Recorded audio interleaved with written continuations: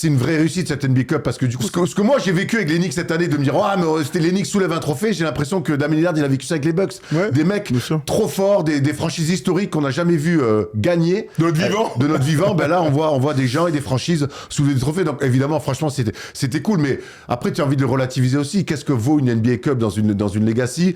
C'est certainement trop tôt pour y répondre, mais au bout d'un moment, tu prends ce que tu as à prendre et ce que tu as à prendre, ben c'est un trophée que tu soulèves. Elle mettra du temps, en tout cas, à rentrer un peu à compter. Je pense qu'il va falloir attendre encore pas mal d'années, mais quand des stars vont commencer à la gagner plusieurs fois et tout, là, des stats qui vont commencer à rentrer en jeu, là, ça deviendra mais mine de rien, peut-être... la première année, c'est LeBron qui l'a gagné, les Lakers. La deuxième année, c'est Giannis qui est quand même un double MVP. Oui, ça veut dire que c'est pas non plus des équipes de peintres. Là, c'est les Knicks. Tu vois, si c'est Brooklyn qui l'avait gagné ou les Kings, au bout d'un moment, on aurait dit, bon, effectivement, c'est la Coupe de la Ligue. C'est ça. Et rajoute ça, le finaliste, les Pacers, il y a 2 ans, vont en finale l'année dernière. Rajoute ça, l'année dernière, OKC perd en finale et champion. Et Victor, donc, bon, évidemment, l'Alien, etc. Et les Spurs, qu'on pourrait retrouver peut-être comme une très forte équipe dans les années qui vont arriver.